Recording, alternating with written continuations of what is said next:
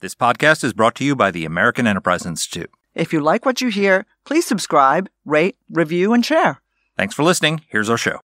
What in the hell's going on? What the hell is going on? What the hell is going on? I don't know what the hell he's talking about. You don't have to know what the hell is on it. What the hell's the matter with these guys? We don't know what's going on. What the hell's going on? Who in God's name knows what it's all about?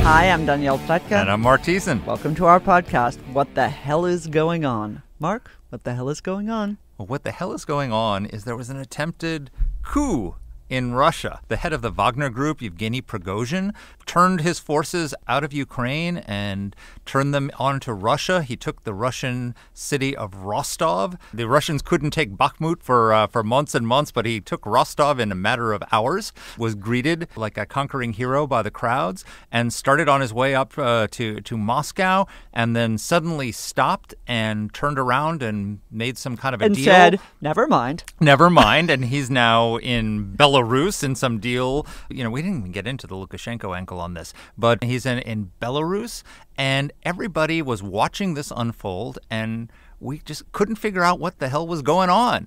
So we've got somebody who has a good theory as to what the hell was going on and can explain it for us. Yaroslav Trofimov, who's the Wall Street Journal's chief foreign correspondent, who's been on the ground in Russia, in Ukraine, all over the region, and really has some really interesting insights. He's going to tell us what he thinks it all means. For me, what was fascinating, I happened to be, on that very day, I happened to be at a dinner with a fairly large number of senior administration officials, quote unquote senior administration officials. I'm not going to name them.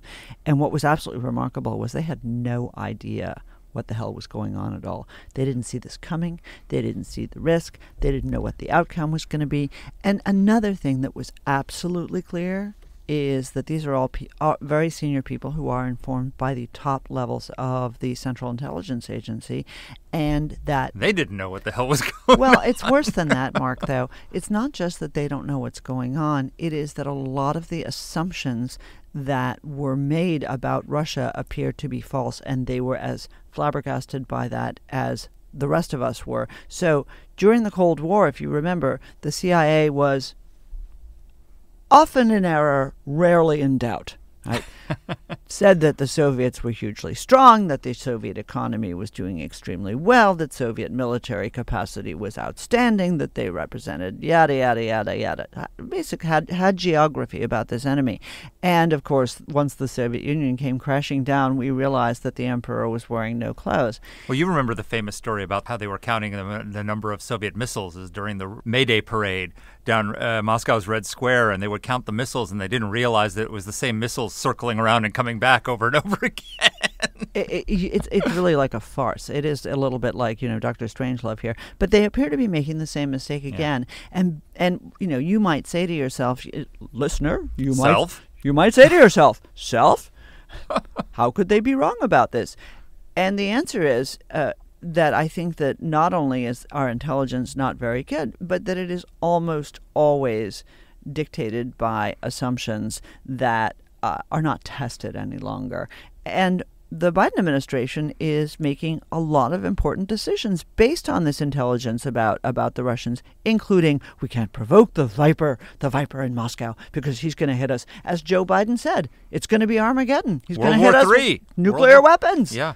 So, I mean, this is the thing that this is exposed, is that Putin is not, and I don't want to give away the story that Yaros tells at the beginning of, he wrote a brilliant essay in the Wall Street Journal and a story about Vladimir Putin from his youth, but he's not the Viper that attacks. He's actually, when confronted with pressure and confronted with a threat to his regime, he begs for mercy. He begs for mercy, or negotiates, or cuts a deal. I mean, so here is this guy, Prigozhin, who is his creature. I mean, he created him. He funded him. He funded him, and they were best friends. They were best friends. He was his caterer. He was his most trusted. Because lots of people go from catering to building a private army. but apparently in Russia, that's what happened. And he was his creature. Can I just say this, by the way? Yeah. You know all those chef shows on TV? I can 100% see a lot of those people starting their own private armies. We should all be terrified of the idea of Gordon Ramsay running a private army. Exactly. But, the reality is that when he was confronted by this mutiny of his closest ally, he buckled. Yep. And so why are we so afraid of him? Why are we afraid to give the Ukrainians long-range missiles because it might provoke Putin? Why are we afraid to give them Abrams tanks? Why are we afraid to give them F-16 fighter jets because Putin might get upset? He uses this mystique that he's a strong man, that he's impenetrable, and all the rest of it in order to deter us, and we're really just deterring ourselves because he is not that strong. He is actually weak, and this has exposed his weakness. No, I think that's exactly right. And I think that it has exposed the flimsy nature of the pacifist counter-arguments that are coming from Berlin and from Washington, frankly, from the White House and elsewhere. But it does beg the question whether we could do more to destabilize the Putin regime. I mean, do we really want him in power? Think about what Putin has done over the last few years. Putin was the invaluable element in allowing the Assad regime to stay in power. Hezbollah couldn't do it, Iran couldn't do it, but the Russian troops actually saved Assad's bacon. In Syria, he got, for the first time since the Cold War, a port on the Mediterranean through Syria. Russia is now supporting Iran. Russia is now destabilizing a whole variety of other countries. And maybe this guy is nothing more than a paper tiger. If that's the case, you got to ask yourself, why are we not pushing on him harder? Well, the way we can push on him harder is to help the Ukrainians win. Win faster. And win faster. There's this myth that they've sort of internalized in the Biden administration that a slow, long, lower-level conflict is less of a risk of escalation than a fast blitzkrieg, right? It's like, no, not really. It's easier for them. It may not be nice for the Ukrainian people, but, what's a few Ukrainians here or there to the White House? Exactly. Why don't we just take the gloves off and let the Ukraine. I mean, again, there's no NATO troops fighting. There's no American troops fighting. We're not losing soldiers. All the Ukrainians are asking for are the weapons to fight the Russians. And wouldn't it be great if they not only won, but then this resulted in Putin falling? And, people wonder, what comes after him be worse? Well, first of all, what could be worse than Putin? And even if it was, they'd probably be rather internal focused for a while as opposed to focused on threatening the West and NATO and all the rest of it. So, I mean, I think if the Ukrainians win quickly and Putin falls as a result of his miscalculation, great. Yep. Good for us. Good for our security. Amen. Go for it. Amen. That is exactly right. Let's put us in charge and we'll fix it. Exactly, as always.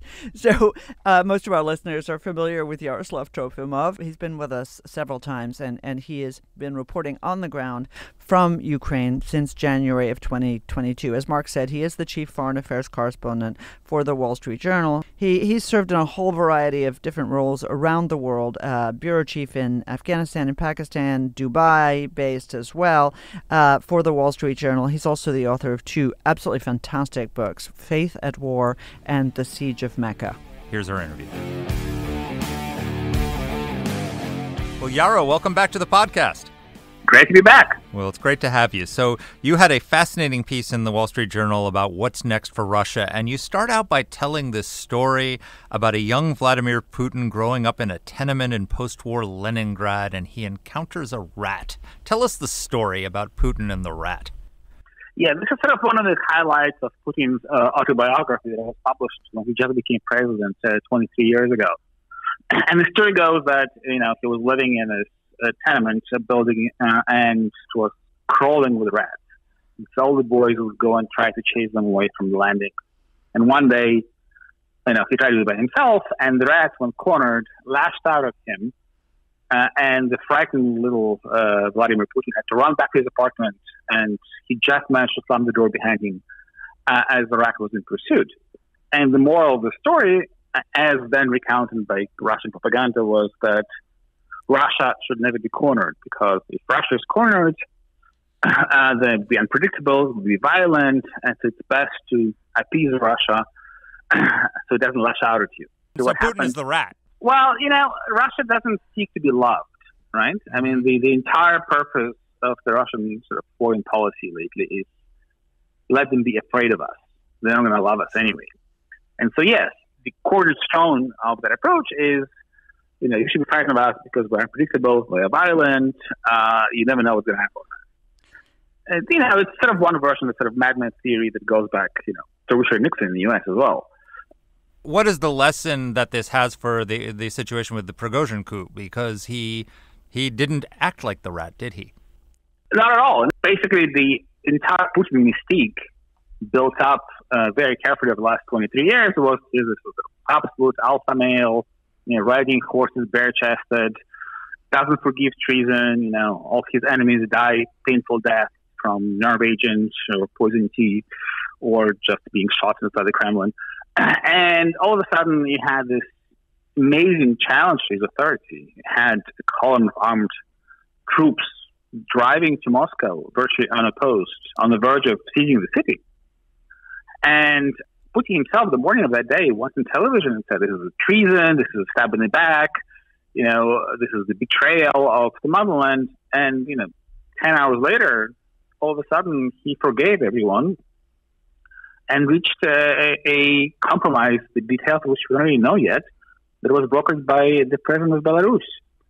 And so all of a sudden, Prigozhin, the leader of Wagner, who led this column, is exonerated.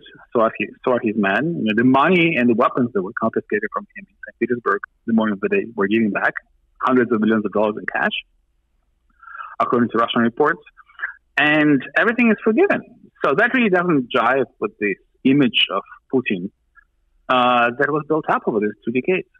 So one of the things that's really interesting to me is that, often when you talk to people who are hostile to Russia or hostile to the Putin regime or hostile to the war, all say, but what's remarkable is the Russian people, they really love Putin. And when the Wagner Group guys, when Prigozhin and his troops march on Rostov, where the Russian military headquarters was, that didn't appear to be the case. It appeared to be the case that people were throwing themselves at Prigozhin, handshakes, cheers. Maybe they don't love Putin. What's the right conclusion to draw about the Russian people's mentality about this right now? I think the foundation of the regime is indifference. So for the last 20 years, they were really inculcating in the population a political indifference. So the deal was, we provide you security and the economy is growing as it was until, at least 2014. And in return, you just stay away from politics, don't get interested in anything. And when this putsch happened, all of a sudden, nobody was really out in the streets defending Putin. There were no public voices until he spoke in the morning. And I wouldn't say that there was a lot of love for Prigozhin and Wagner.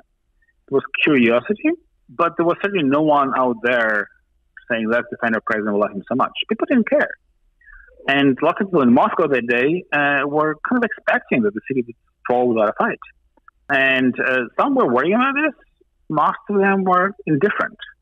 And that is really the sort of the Achilles heel of this regime, is that if someone else challenges him, we now know that the population will really not care.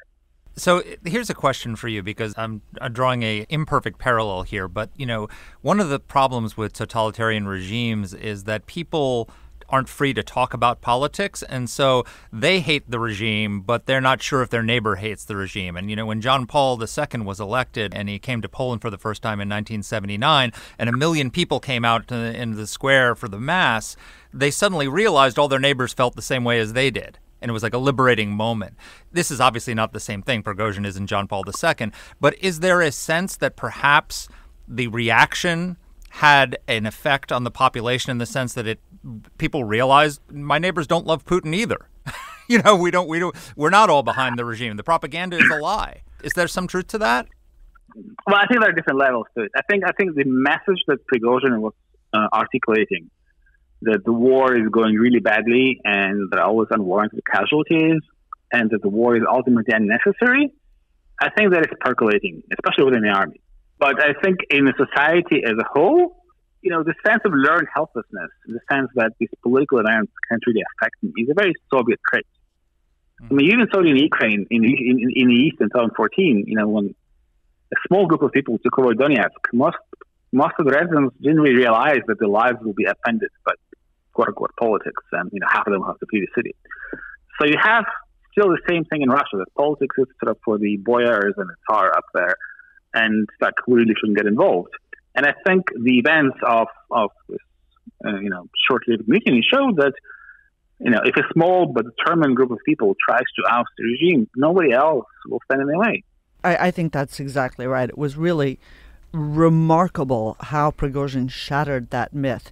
I want to talk to you for a second about Prigozhin's complaints, because I don't really understand. I've seen a lot of Kremlinology about why it is that Putin was willing to tolerate, over the last several months, escalating very public complaints from Prigozhin, not just on Telegram channels, but elsewhere, about the quality of Russia's command. So Prigozhin's big complaints, he was always very careful about Putin, and you've written about this, but his big complaints were that the defense minister Shoigu and that the chief of general staff, I don't know how to pronounce it properly, is it Gerasimov?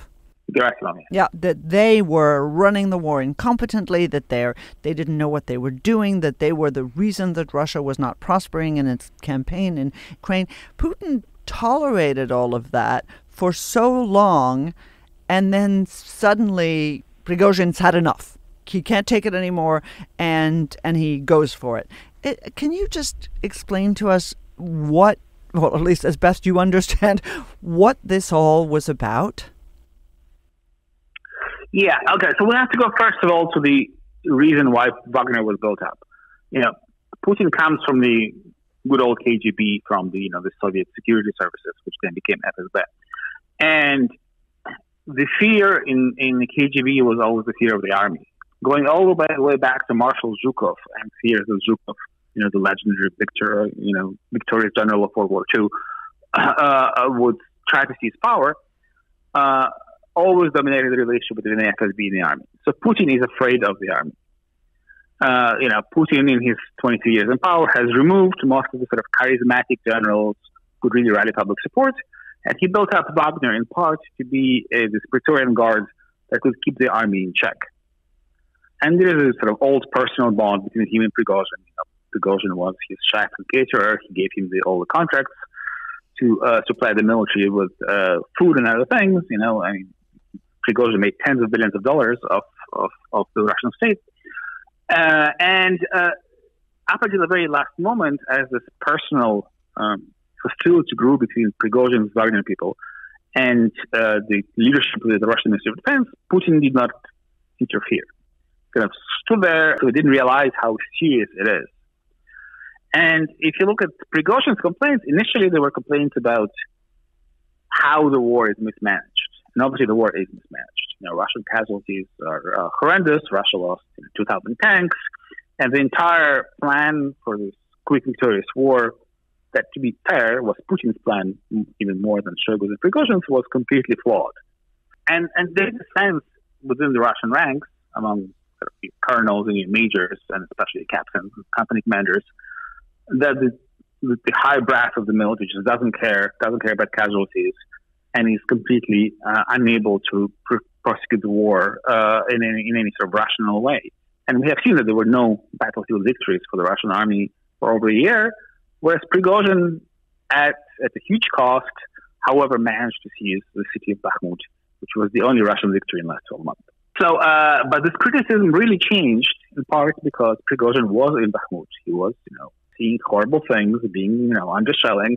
And I think his psyche was changed by, the several months of being at the very front line, burying his soldiers every day by the hundreds. And the video address that he made a day before this attempted mutiny challenged not just the way the Gerasimov and Shoigu ran the war, it challenged the very foundational myth of this war. He said that the war is not necessary, said that Zelensky would have signed an agreement with Putin if Putin had, quote-unquote, come down from the Olympus to negotiate. And that message also resonates now. And so the immediate trigger for all of this was obviously the July 1st deadline for all the private military companies like Wagner to sign contracts with the Ministry of Defense. And so he acted preemptively to scuttle that. So tell us a little bit about who Prigozhin is, and because he's not a good guy. This is like, I as I was watching like this scene unfold, it reminded me of what Henry Kissinger said when he was asked, who are you rooting for in the Iran-Iraq war? And he said casualties. Putin's a bad guy, but Prigozhin's a bad guy too. Tell us about the things he's done with the Wagner Group. So Prigozhin used to be a common criminal. Prigozhin, is just like Putin, comes from the nasty neighborhoods of Leningrad, now St. Petersburg. He was involved in street crime, in robberies, in assault, in frauds, and he went to prison in the Soviet Union for 10 years. So 10 years he spent bouncing around the camps.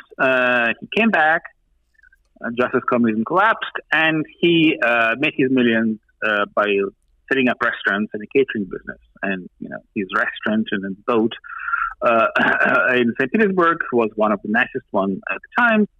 Putin would take his foreign guests there. President Bush, was served wine by Prigozhin, so were, various other foreign heads of state. And so that personal relationship translated into his catering business becoming one of the main contractors for the Russian state and the Russian military, from supplying army rations to school lunches. And then, because, he's, quite a sophisticated operator, so he launched this office called the Internet Research Agency, which was a troll farm at St. Petersburg, that was really working on pushing the Russian message around the world, including the U.S. He was indicted by the Department of Justice for interference in the 2016 U.S. election. And then he also set up Wagner, which was this instrument of deniable Russian power. The Russian Foreign Minister Lavrov, until a year ago, was saying that Wagner doesn't exist, and nothing to do with it, not in Ukraine. Prigozhin himself, sued in a court in London in the spring of last year after he was named as the owner of Wagner. So this was the sort of shadowy East India Company of Russia, if you want. It's private, but it's executing state interests. And it was operating in Syria, where it played a major role in shoring up Bashar al-Assad's regime, most of the ground fighting in places like Palmyra against Assad's opponents, and then in places like Libya, Central African Republic, Mali, and several others, Mozambique. And so they were called back to Ukraine last March, almost a month after the invasion, when it really became clear that the invasion wasn't really going according to plan, to try to rescue the situation. And they succeeded because they proved to be the most combat efficient formation of the Russian sort of military structure. Why? Because they had the money, and they spent the previous years recruiting all the best talent away from the actual Russian military.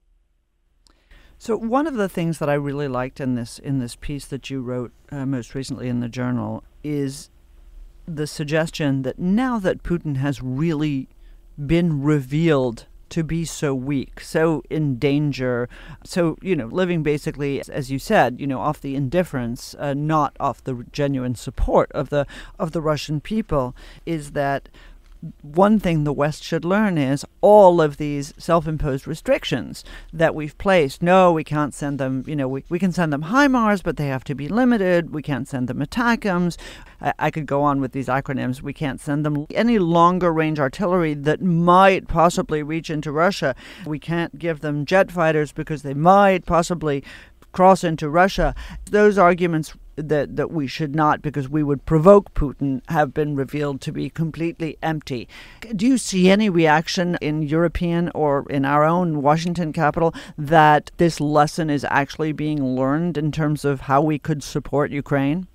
I think there are signs, and obviously it's not a coincidence. Just a few days after the failed mutiny, the administration actually started talking about revisiting its refusal to supply the ATACMS missiles, which, sort of missiles that could be fired by HIMARS and reach hundreds of miles as opposed to dozens of miles that the current GIMRS missiles have the range of. And there's going to be a NATO summit next week where all this will be discussed. So yeah, I think there is a degree of movement, but again, there was this movement all along. If you look at the self-imposed red lines of a year ago, there's a lot of a lot of movement on things that were considered to be unacceptable that suddenly were delivered and are now in battlefield and making a difference. The UK, moving far ahead of the US decision making, has already supplied the Storm Shadow cruise missiles that can reach anywhere in occupied Ukraine and have been used very effectively in the last couple of months, for example. So, ATACMS will not be a qualitatively different weapon from the Storm Shadows. You mentioned the NATO summit is coming up. What about NATO expansion? I mean, one of the European allies are pushing for some kind of a sign or at least a signal that Ukraine will be brought into NATO once this conflict is over. And the Biden administration is resisting for the same reason they've resisted providing all these weapons, because they don't want to provoke Putin. How do you think this will have an impact on NATO's deliberations about when Ukraine can come into NATO? Well, I think it's a very theoretical debate because, there was a NATO declaration all the way back in 2008 that said Ukraine will be part of NATO. This was made at the Bucharest summit.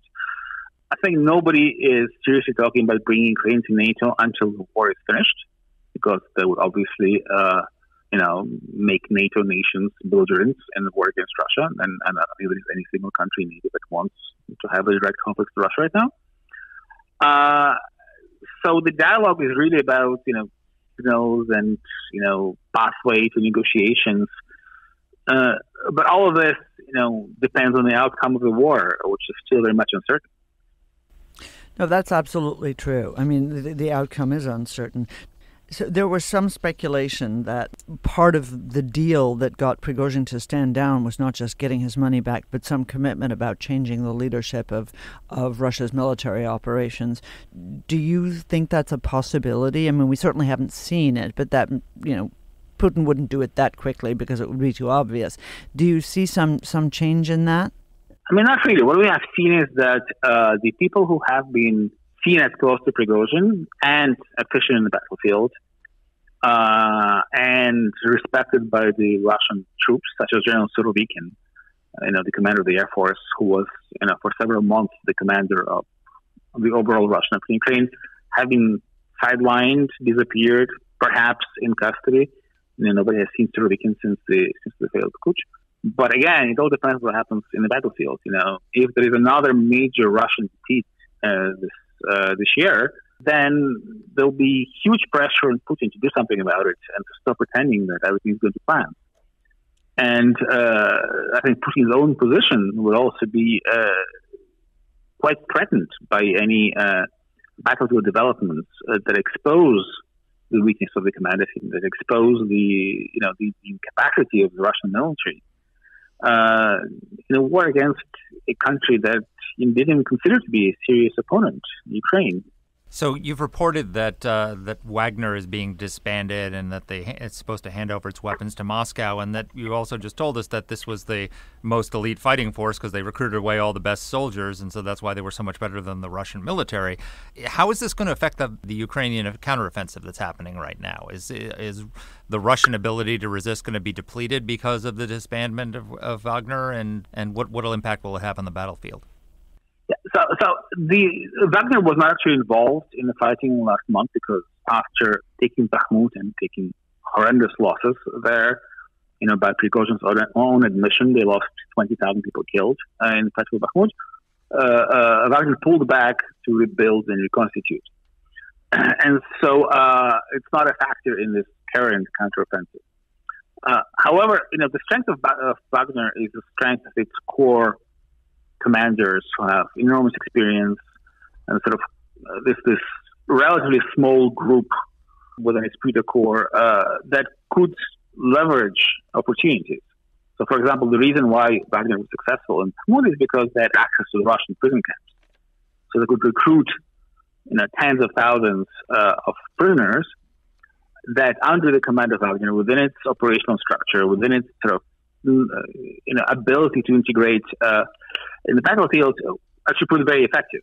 That opportunity was close to Wagner, and the Ministry of Defense is now directly recruiting prisoners to an alternative prisoner force called Storm Z, which is nowhere near as effective because it lacks the secret sauce of Wagner's cadre of commanders.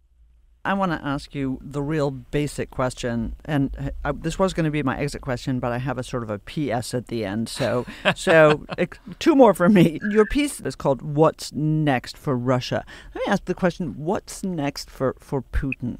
His image is shattered. His leadership is shattered. His war is going to hell in a handbasket. Not now, but slowly. Certainly, victory is possible for the Ukrainians. Stalemate seems less likely. What does this all mean for Putin? He's 70 years old. He's gotten rid of any risks, real risks to his regime.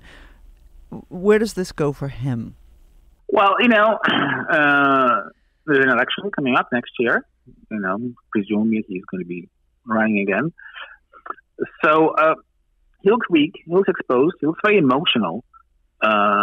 His reaction to the putsch was to travel to the remote Dagestan in the Caucasus, and after being isolated for years because of COVID, suddenly sort of joined this crowd of ecstatic locals showing him love because he desperately needed to sort of feel this crowd, the adulation of the crowd. And the regime narrative now kind of almost doesn't mention this whole untoward thing happened. It's sort of wiped out from memory. And, he'll carry on and hope that nobody challenges him seriously. And the main trigger for such a challenge is likely to be a battlefield defeat for the Russian military in Ukraine. And so, and that's why it's probably so important for the Ukrainians and for the partners of the Ukrainian government to keep pushing in the battlefield, trying to achieve the success. So you described in your story this scene in Rostov where Prigozhin meets with the deputy chief of GRU military intelligence. He's a deputy defense minister and is sitting, chatting with him. And he said, "We came here because we want to get the chief of the general staff and Shoigu." And this General Vladimir Alexeyev says, "Take them." Did he have support within the military? And is there a growing feeling within the military that they oppose a growing opposition to the war in Ukraine that could undermine Putin's ability to execute it? Yeah. So, General Alexeyev, who was deputy head of Russian military intelligence, has not been seen after that, by the way. So, we don't know if he's in custody or not. I think there is certainly opposition to the way the war is being waged. There is a lot of sense that the war was not necessary. That doesn't mean that you actually want to end it or give Ukraine victory, because there are a lot of people in Russia who say, well, the war was unnecessary, it's a terrible idea, Putin made a big mistake, but now that the war is on, we can't lose. So we have to do everything to keep going. And I think there is a lot of that in the military as well. Certainly they haven't accepted defeat just yet. But, the combination of not being able to win and high casualties is what historically has caused revolutions and trouble inside Russia. Look back at 1917, 1905, and look back at the war in Afghanistan. So there's certainly this fermentation, there's this discontent in the ranks that is increasing. So far the system is holding, but it's holding until the next setback in the battlefield. Okay, here's my PS. So you wrote another piece just a few weeks ago that was also very interesting, because I think that there was a lot of Monday morning quarterbacking after the Prigozhin putsch effort, right? What does this mean? This means this. This is how so-and-so sees it. This is how the other so-and-so sees it. And you wrote a piece about why the war in Ukraine may not deter China. I think a lot of people believed that this disastrous attempt on Putin's sovereignty in Russia actually would have the Chinese having second thoughts about the security of their own reign should they enter into a potentially unsuccessful conflict. You had some doubt. Yeah, I think I have doubts on two fronts. There's another piece that I wrote that kind of looked at what's happening inside Taiwan as well. I think speaking to a lot of Chinese officials, which is what I did in Singapore during the Shangri-La conference, I kind of walked away from that feeling that they really look down on the Russian military and the Russian decision-making. And the sense is that, well, they are all corrupt, they don't know what they're doing, they are winning power. We, are not stealing, we have built up our technologies, and our army is much better. We will not repeat the tactical mistakes that they made. And sort of the takeaway that a lot of them have is that they could do better. Now it's really hard to to penetrate the decision making within the very narrow decision making circle in the Chinese Communist Party. But speaking to Western officials, the U.S. officials also, there's not a lot of confidence that the events in Ukraine have really deterred China, because China sees itself as far more capable, and it's just a whole different setup. Obviously, there's a big difference, because in any war in Asia over Taiwan, the U.S. is much more likely to be involved directly, and it's not involved directly in Ukraine. So that's a huge variable that is also in front of between decision makers, and we don't know, frankly, what the next administration will do. That's fair enough. So, exit question for me: if Putin falls, will what comes after him be worse? It's hard to think of what could be worse. You should never, ever wonder. It can always be worse. Well, it can be worse for the Russians, all right? Someone coming after Putin will unleash a sort of terror upon the Russian population. That's possible. But I don't think anybody could be worse for Russia's neighbors, because what are they going to do that Putin hasn't tried already? Short of nuclear weapons, which is, something that they're not using for their, own survival interests. Everything else has been tried. There's nothing that the next president of Russia could try militarily in Ukraine that would be more successful than what I've already tried. And whoever comes after Putin will have an interest in ending this war and focusing on internal stability. And he could blame Putin, or she could blame Putin, for all the mistakes made before. So I think from the point of view of Ukraine and its neighbors, they really don't think that any alternative to Putin is worse. Can I just my PPS, as they say? But would that have been true if Prigozhin took over? Yes, because Prigozhin has been. If you look at his statements, he has acknowledged that the war was unnecessary. He has spoken about the bravery of Ukrainian soldiers, and he actually spoken highly of Zelensky. Whereas the Russian propaganda calls him sort of drug addicted and not criminal. And he is realistic in his assessments of what is happening. And again, he is not part of the original sin. He was brought in. So despite all the sort of human rights abuses and murders and executions that Prigozhin might have done, they were not the ones who launched this war. They were in Africa when this war happened. So bottom line, Putin falls, may be bad for Russia, but good for the rest of us. Yeah, that's what you hear from people in Kiev, from people in the Baltic states and Poland, definitely. Yeah, you make a persuasive case.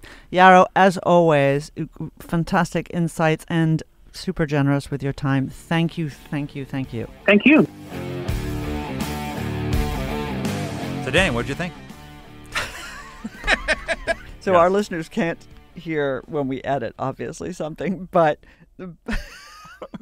Mark sort of goes, so, like that when we've edited something out, and now we're about to have an entirely different conversation. So here's our entirely different conversation. What I thought, dear listeners, Mark, was that the China stuff that we talked about with Yaro was particularly interesting, because it's really clear that the Chinese have a much more intelligent and informed appreciation of the quality of Putin's leadership and the quality of Putin's military than our own leaders and our own intelligence agencies do. And he talked to folks at the huge and annual conference, the Shangri-La conference that everybody was at earlier this year, and came out of it saying, that the Chinese have absolutely no illusions about Russia, and it's not actually going to deter them from making bad and dangerous decisions down the line. Yeah, I'm not sure that I agree entirely with Yaro on this, and here's a couple of reasons why.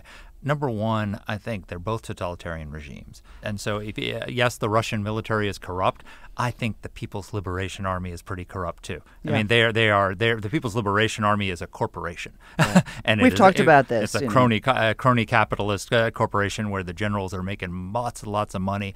It would not surprise me at all if a lot of the capabilities that Xi Jinping thinks he has, they do not have because they have diverted those resources. You see the Russian generals saying, Putin finding out that he has fewer tanks than he thought he had and fewer military capabilities and all the rest of it. I think they're just as corrupt. The other difference is that unlike the Russians, the Chinese haven't fought a war since 1979. No, and Nero notes that in the piece that he wrote. They haven't tested their capabilities. So if I was Xi Jinping, and again, dictators miscalculate because people are not willing to come to them and tell them unpleasant truths. So it's entirely possible that they could take the wrong lessons from Ukraine. But if you were acting as a rational actor and you were Xi Jinping, you would look at this and want to do a deep dive into whether or not your military is all it's made up to be. Let me tell you one thing, as a person who opines on every subject about which she knows very little.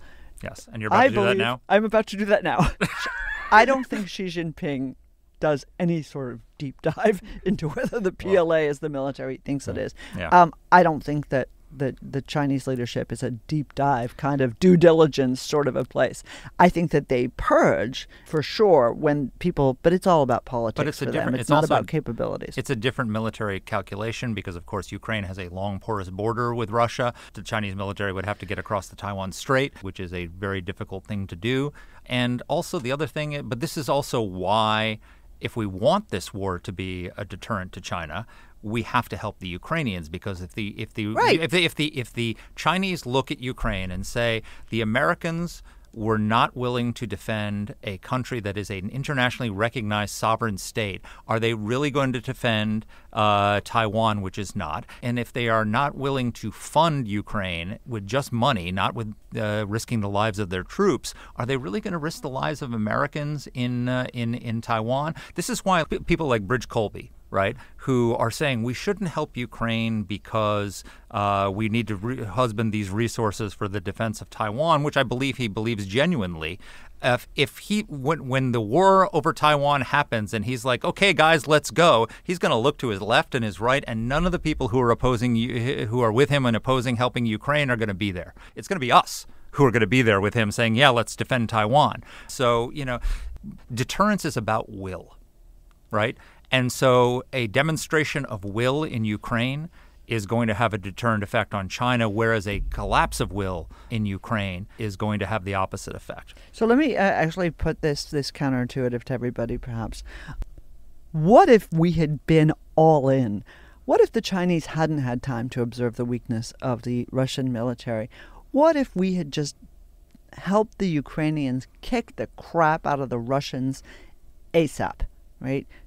If that had happened, the Chinese, I think, would have been deterred because they wouldn't have seen the weaknesses of the Russian military in the same way. They wouldn't have been able to appreciate just how weak Putin himself is, and it would have been like a punch in the face to them, I think, because, of course, they had gone all in with Putin. And to find out, they've really only slowly found out his real Achilles heel, his military, his political Achilles heels.